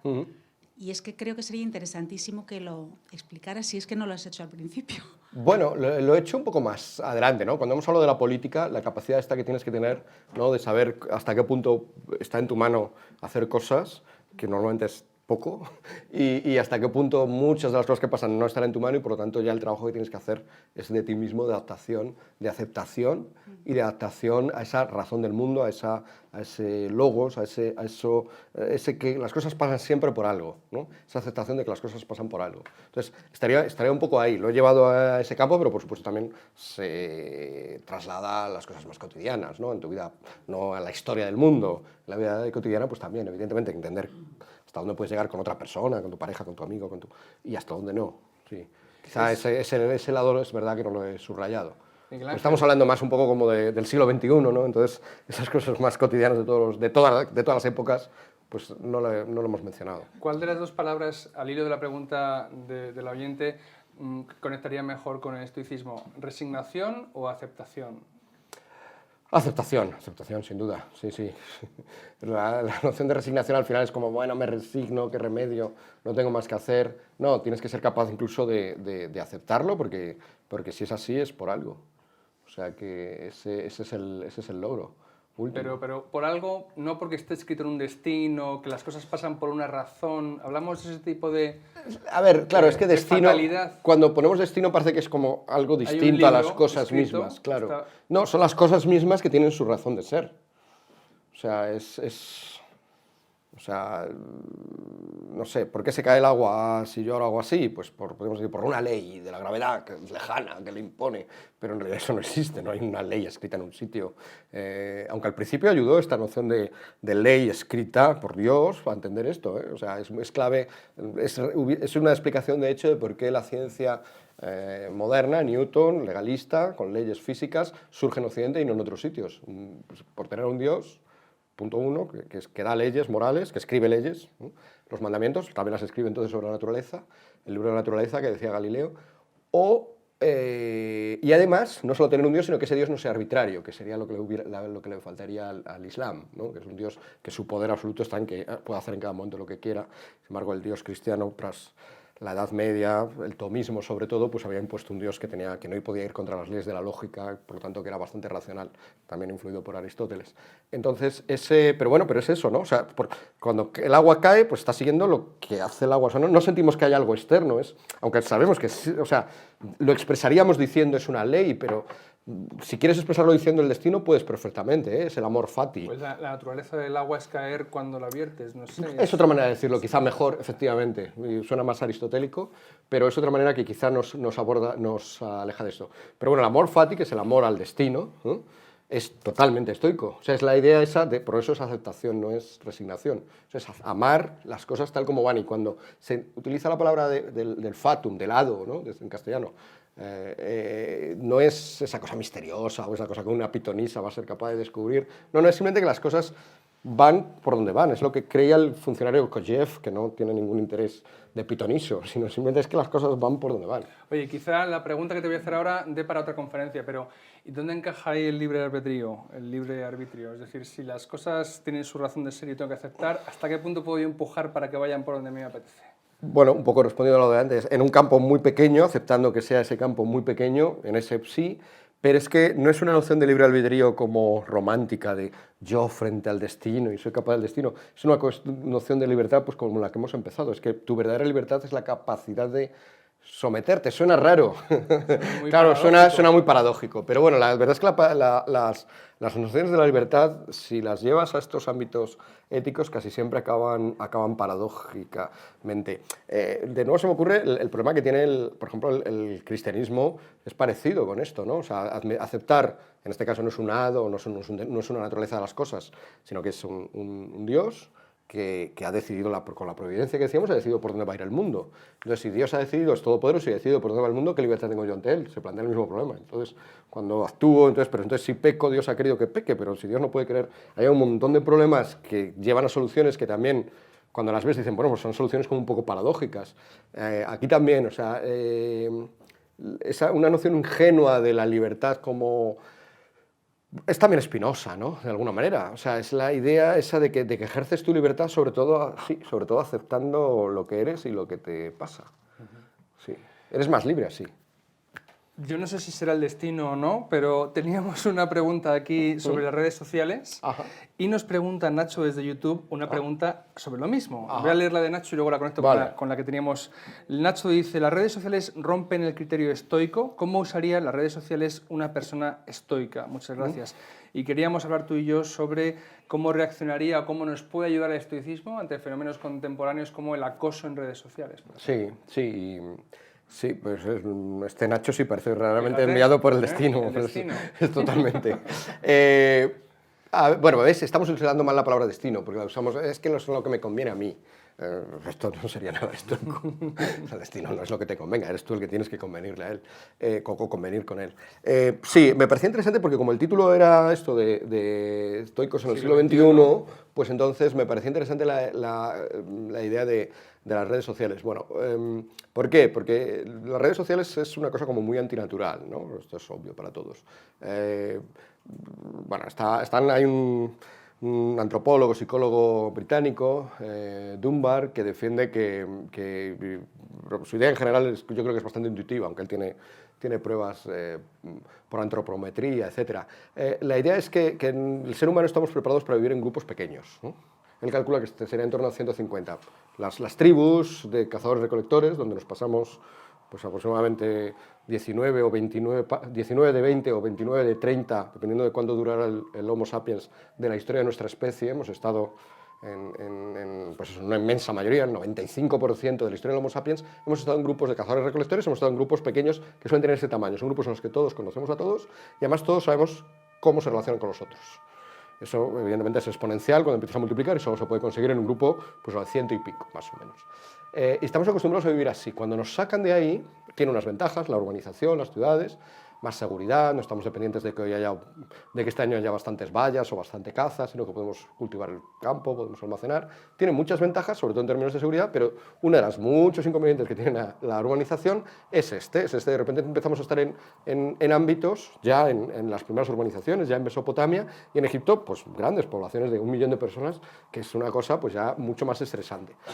No digamos ya hoy, ¿no? Entonces, redes sociales, de repente, ya no estamos hablando ni siquiera, o sea, Facebook, pues 600, 700, no sé ya por dónde van los usuarios de Facebook, 1.000 millones, llegará a 1.000 millones de personas, ¿no? O sea, esto ya es y es verdad que están ahí, o Twitter, ¿no? Yo me acuerdo de la pobre mujer esta que escribió un chiste antes de irse a Sudáfrica hace unos años, escribió el chiste, tenía solo creo que 40 o 50 seguidores, escribió un chiste que algunos consideraron que podía ser racista, lo escribió, se montó en el avión, era americana, estaba haciendo escala en Londres, lo escribió en Londres, se metió en el avión, se metió el vuelo, que son 9 horas hasta el Cabo, y durante esas 9 horas de repente ese tweet se empezó a viralizar, de esas 50 personas empezó a pasar y se convirtió en trending topic mundial, y todo el mundo estaba deseando que llegara al Cabo para que descubriera la cantidad de insultos. Tuvo suerte porque una amiga suya lo vio y lo calculó y la llamó justo cuando llegó. Oye, no abras el Twitter. La despidieron, ¿no? Perdió su trabajo. O sea, estaba todo el mundo pendiente porque esta era una persona horrible, porque había hecho... Estaba medio vinculada además a una ONG, pero bueno... y es muy interesante porque luego los periodistas le han hecho un seguimiento y perdió su trabajo, le costó encontrar el siguiente. Si buscáis en internet, hay hasta los 4 o 5 años posteriores de su vida cómo transcurrieron, más bien mal. Entonces, este es el ejemplo, ¿no?, de esta mujer que creía que estaba hablando a 40 personas más o menos conocidas, pues tenía 40 seguidores, seguían sus familiares, amigos, y de repente miles de millones o cientos de millones de personas estuvieron criticándola. Esto es evidente que nos afecta, es evidente que es muy difícil aquí mantener una actitud no ya estoica, sino es meramente sana o meramente, pues eso, natural, ¿no? Y por eso hay situaciones muy interesantes, hay acoso, hay en los jóvenes, pero también en los mayores. Entonces, ¿qué podría pensar un estoico de esto? Está claro que la situación es no natural, o como hemos dicho, no es para lo que estamos hechos, es por lo tanto normal que te sientas mal. Otra característica de la comunicación es que normalmente estamos cara a cara, en una pantalla no estamos cara a cara, estamos solamente leyendo un texto, se malinterpreta, resultamos más agresivos. No solo nos resulta más agresivo lo que nos dice otro, a veces nosotros mismos nos lanzamos a cosas que no le diríamos al otro enfrente, luego, por lo tanto puede ser extremadamente tóxico. ¿Qué podemos hacer? Bueno, pues aunque el estoico tendría claro que esto es totalmente antinatural, pero también por suerte te da tus herramientas, ¿no? Y era lo que yo decía, que pues, quizá luego podemos ver este factor muy práctico del estoicismo, que no se queda meramente en teoría sobre el destino del mundo o tal, sino... Entonces, ¿qué puedes hacer? Pues un procedimiento típicamente estoico es, primero, por ejemplo, este fenómeno de que ves que alguien dice una cosa que está mal, ¿no? Y se le intentas explicar y sigue con lo mal, y te empeñas y no... las falsedades o las mentiras o las equivocaciones, que la gente esté en lo erróneo.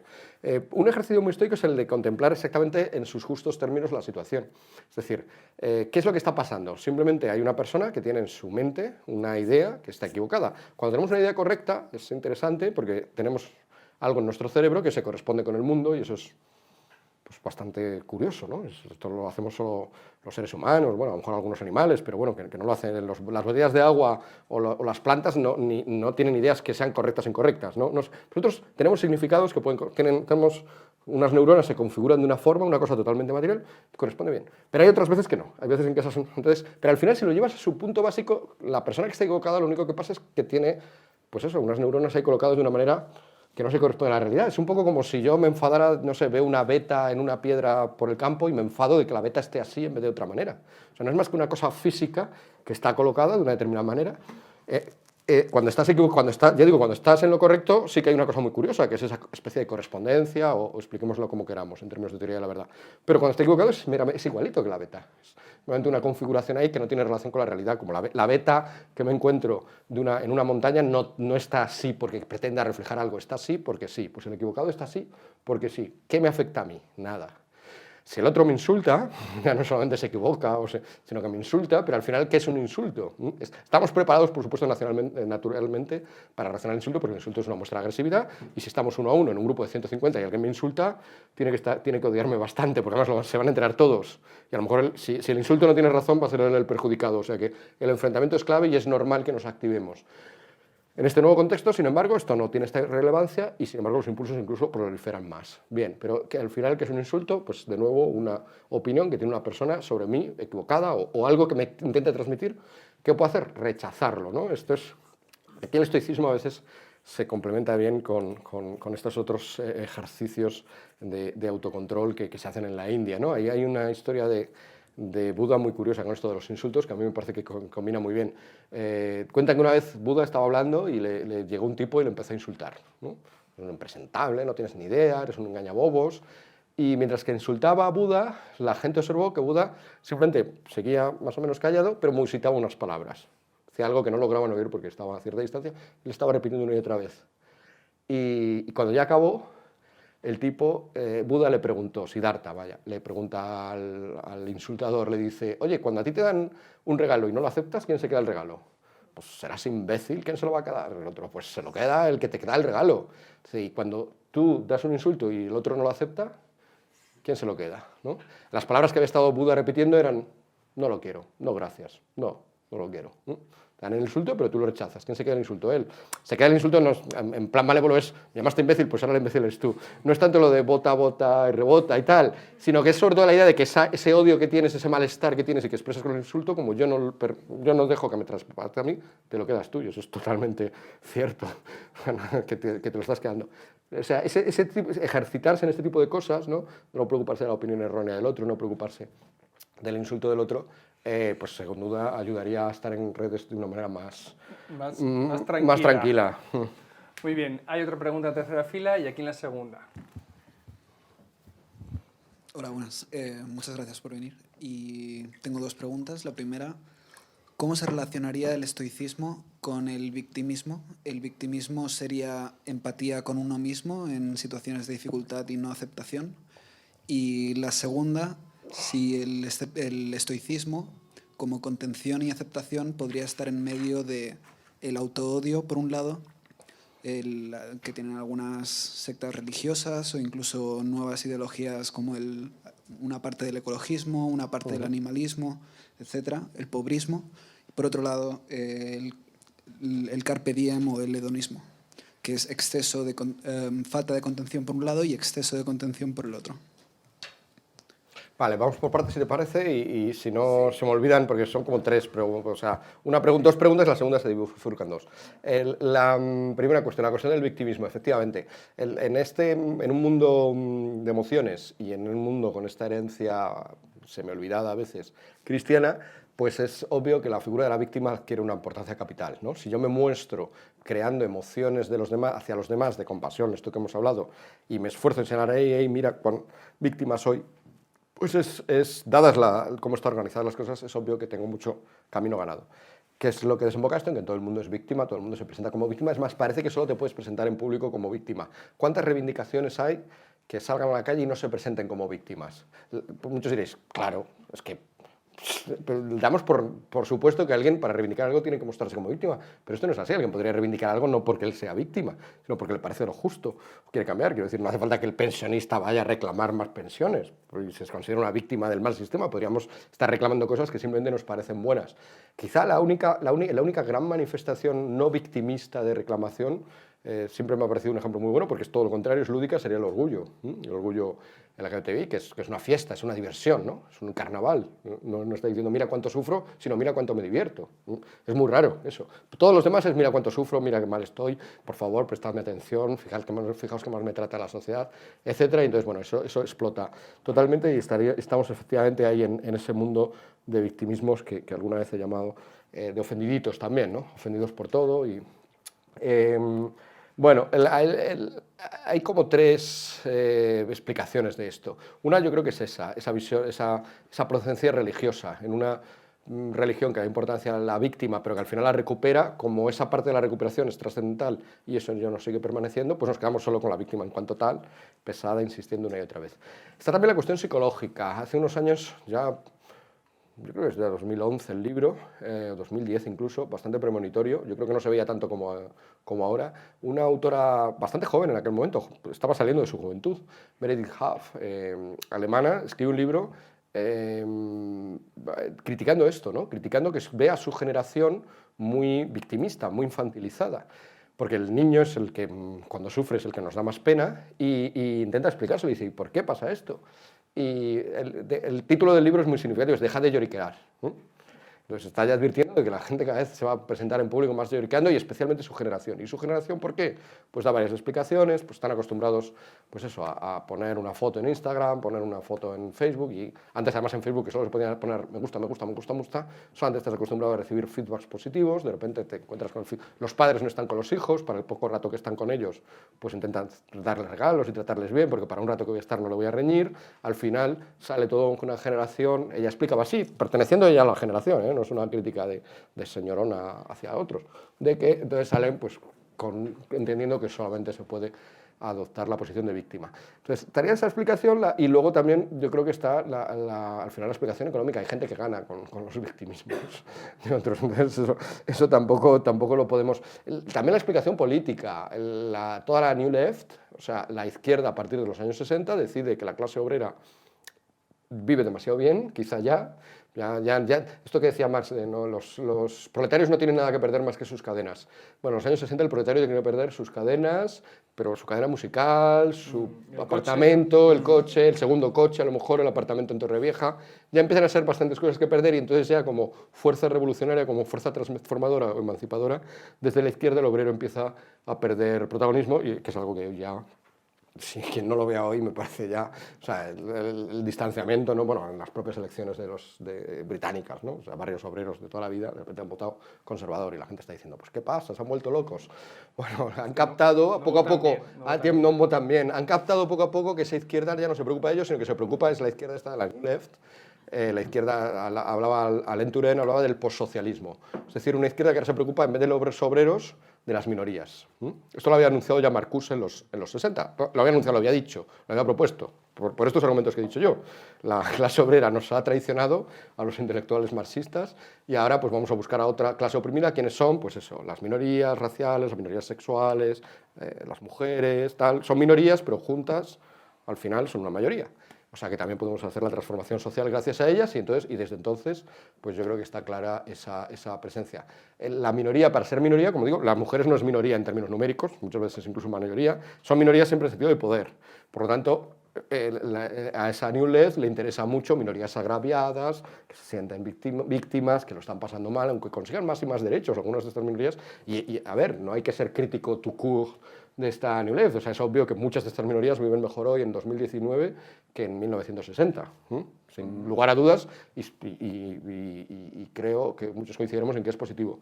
La cuestión es que hay que alimentarlas continuamente de nuevos agravios, de nuevas situaciones, porque si no se acaba este chiringuito político. Entonces, todos estos elementos al final se confabulan en elementos más psicologizante, el político, el económico, el religioso, post-religioso, se configuran efectivamente ese esplendor. Esa es la primera parte de tu pregunta. ¿La segunda? La relación de contención con un exceso o una falta el exceso podría ser el pobrismo o el ecologismo malentendido, y la falta sería pues el carpe diem. Claro, bueno, sí, esta idea de encontrar la virtud siempre en la mitad, en el medio está la virtud, es una enseñanza aristotélica, sí, puede ser totalmente pertinente aquí. Sí que, a ver, el ecologismo, ahí no lo hemos mencionado, así que ha sido una de las muchas cosas que han quedado.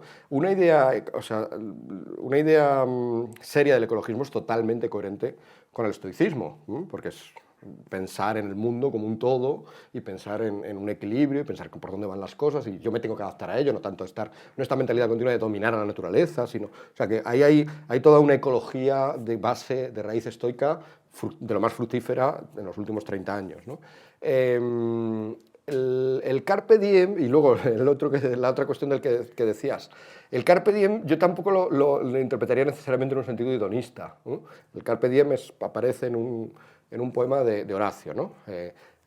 Aprovecha el día, agarra el día. En inglés lo traducen por agarra el momento, ¿no? No lo dejes pasar.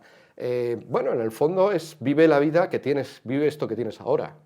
El poema, no sé si lo conocéis, pero viene a ser, pues eso, estás en un momento, estás junto a las olas del mar y va a venir el invierno y tal. Bueno, concéntrate en este momento porque las rosas perecerán, las cosas... Entonces, cada momento tiene su sentido, cada momento lo puedes aprovechar por lo que es, no estés simplemente temiendo el futuro o lamentando que has perdido el pasado, concéntrate en el presente, que es lo que de verdad, lo real, lo que tienes. Esto, así dicho, es muy estoico.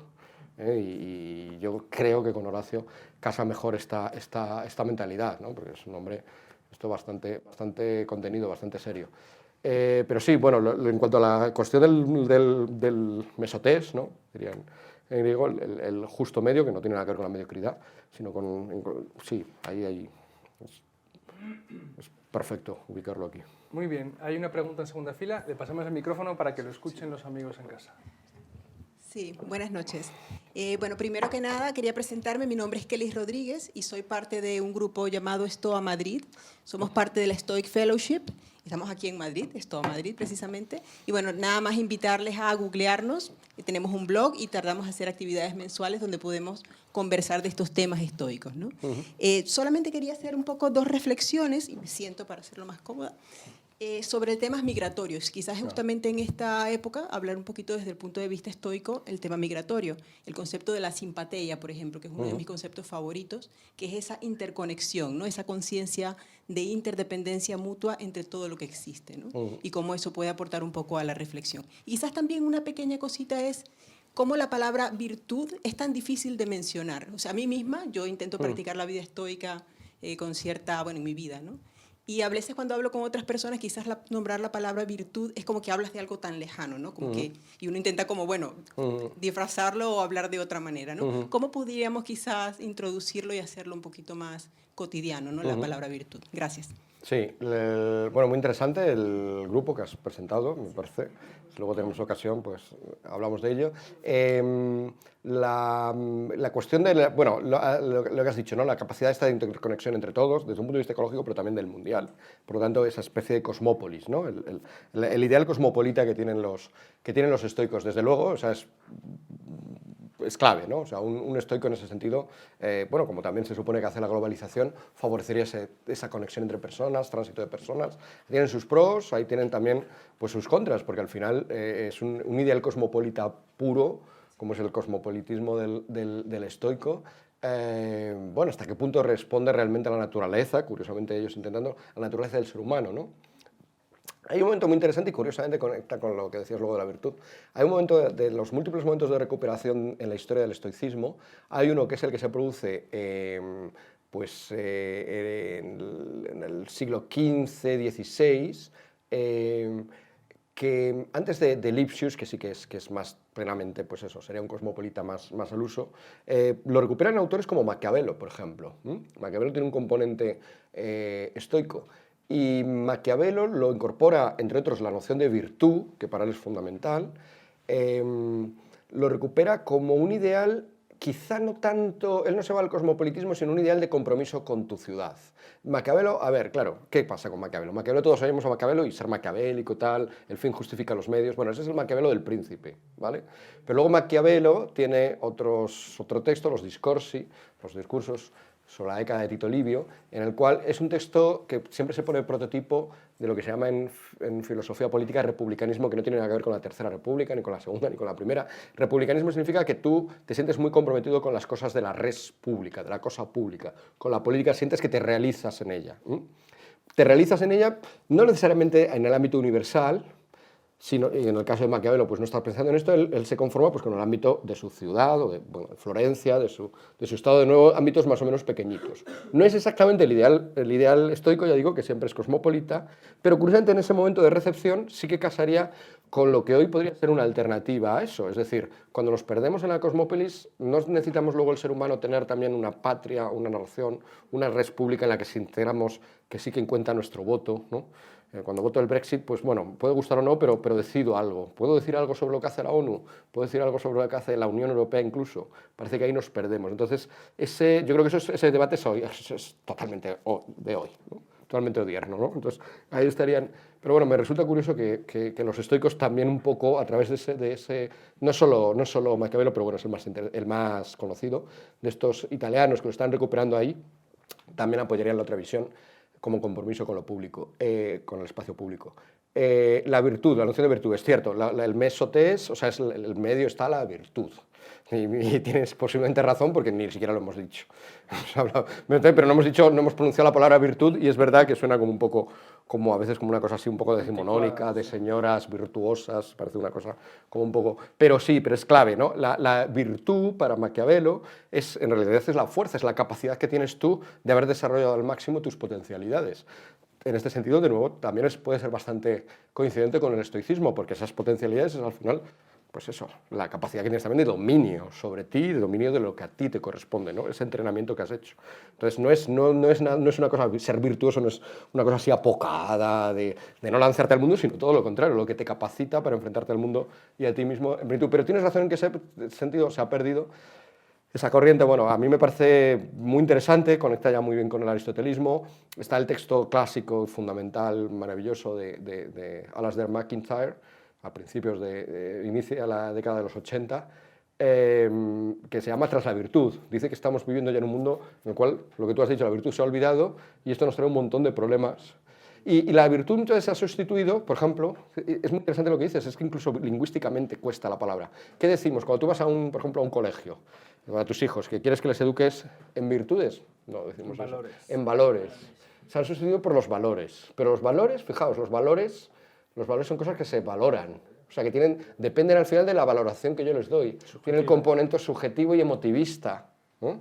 Esto es Schmitt, un autor que puede sorprender que ahora de repente lo saquemos aquí, Carl Schmitt, pues hace una crítica de modelo Dora. O sea, que esta sociedad post Segunda Guerra Mundial es una sociedad de los valores, pero con la excusa de los valores, es un poco en la línea en que hemos dicho, que al final son una cosa como muy sentimentalista y muy ambigua, al final va a haber una tiranía, porque si no eres bueno, como entendemos bueno, o tolerante, como eres tolerante, es que ni estás, es que te echamos de la... Él tenía un pasado nazi, debo decir, por eso quizá era especialmente sensible a pero está como diciendo, cuidado, que quizá a lo mejor exagerando un poco, pero que lo que viene ahora puede ser también tremendamente tiránico, por eso, porque está basado en ese emotivismo, lo que hemos dicho antes, ¿no? Esos valores es eso. Y decimos valores, que es una cuestión emotiva, y no decimos virtud, que es una cuestión que tienes que haber incorporado a tu vida. Un virtuoso, ser virtuoso, un virtuoso del piano, no es que valora el piano. Bueno, el piano yo también lo valoro, y valoro mucho el tocar bien el piano, aunque no tengo ni idea. Pero el virtuoso del piano ha cogido eso y lo ha incorporado a su vida y coge el piano y hace maravillas. Eso es lo importante. Que lo hayas hecho carne tuya, que lo has hecho vida tuya, eso es lo que hay que hacer. Entonces, pues frente a eso, los valores están muy disminuidos. Y lo ha hecho con esfuerzo, además. Y con esfuerzo, claro, es con disciplina, y con disciplina de nuevo. Pero al final puede hacer cosas, él es más libre que yo ante un piano. Yo ante un piano, solamente puedo pensar, él puede hacer cantidad de cosas. Porque se ha disciplinado, porque se ha esclavizado para conseguir luego otra libertad. Es que ahí se ve, enseguida vemos muy claramente la diferencia y todo eso es muy, muy importante. Pero sí, lo tenía por ahí la cuestión de los valores, porque realmente también ahora se está haciendo mucha crítica, incluso, por ejemplo, eso, porque, por ejemplo, los colegios católicos y tal han hablado mucho de los valores y ya incluso en el catolicismo está habiendo una crítica, estoy viendo a los valores, porque se dan cuenta de que al final no es tampoco de lo que va lo suyo. Te voy a hacer una última pregunta y ya, para cerrar la sesión, Kaloyan Andonov desde YouTube nos pregunta cómo aborda un estoico del siglo XXI el problema de su propia mortalidad, quizás como una fuente de motivación, y nos manda un saludo. Claro, sí, bueno, es un poco lo que decíamos antes, ¿no? Es ahí el sentido del carpe diem, porque el carpe diem no tiene necesariamente que ser una cosa hedonista, sino al contrario, aprovecha el día presente porque es lo que tienes, recuerda que es el memento mori que dijimos antes también, ¿no? Y bueno, cuando lo aceptas, que eso es lo que hay, desde luego la angustia que te produce es mucho menor que si estás continuamente, como pasa en nuestra sociedad, que lo estamos continuamente rehuyendo, ¿no? Sacamos los sanatorios lejos de la ciudad, los sanatorios también, por supuesto, no se ven, es de mal gusto hablar, esto es de mal gusto, estamos hablando de la muerte, ¿a qué viene esto ahora aquí, que viene la Navidad? Hay que hablar, o sea, no se habla de la muerte, no se ve la muerte, los animales, la muerte de los animales en mataderos, que nadie conozca y tal, cuando se hace visible, pues intentamos escandalizarnos, y ahí los problemas que tiene la tauromaquia y todo esto, porque hace de repente visible la muerte de unos pocos animales de los cerca de 2 millones que mueren cada día. Porque estamos continuamente eso, alejándola de nuestras vidas, y el estoico diría, esta es una estrategia equivocada. Al final te va a pillar a ti o a los próximos a ti, y no vas a estar preparado, no vas a estar entrenado, y entonces el peso va a ser mucho mayor, tienes que entrenarte y acostumbrarte. Los epicúreos dan también una respuesta distinta, ¿no? En el fondo, bueno, pues es este razonamiento de que cuando la muerte esté yo no estaré, porque yo ya estaré muerto, y cuando yo estoy no está la muerte, o sea que entonces no me tengo que preocupar. Pero bueno, eso no sé hasta qué punto funciona, es el tetrafármacos de ellos, el remedio universal que tenían para resolver problemas, la muerte y otros cuantos. El estoico quizá es más, bueno, se da cuenta de que esto exige más, de nuevo lo mismo, disciplina, repetición, acostumbrarse, para realmente librarte de verdad. El razonamiento epicúreo es perfecto, pero nos falta como algo. Solo acabar pidiendo que nos recomendéis libros. Has mencionado las meditaciones de Marco Aurelio, que ya luego tenemos en el blog de Value School, en la sección de recomendaciones. ¿Alguno más para estas Navidades? Un buen regalo para quien quiera aprender sobre estoicismo. Pues ya que estamos hablando de la vida y de la brevedad de la vida de Séneca, ¿no? Un poco la tesis, aunque dice de la brevedad de la vida, en realidad dice la vida no es breve, lo que pasa es que perdemos mucho el tiempo, viene un poco a ser lo que él dice, si aprovecháramos realmente, si fuéramos de nuevo lo mismo, sé consciente de que tu tiempo no es infinito, entonces lo aprovecharás mucho mejor, te vendrá bien, ¿no? No es una cosa para angustiarte, para andar, sino todo lo contrario, para que aproveches más lo que vivas. Pues muchísimas gracias. Tenemos siempre la costumbre de regalar un libro a quienes venís desinteresadamente, insisto, a compartir vuestro saber con nosotros, y queremos que disfrutes. Esperamos El problema de la autoridad política. Es el último título que hemos publicado en la colección de Política y Economía con Deusto del filósofo Michael Homer, y espero que lo disfrutes. Sí, Miguel Ángel, muchísimas gracias por venir a Value School. Gracias.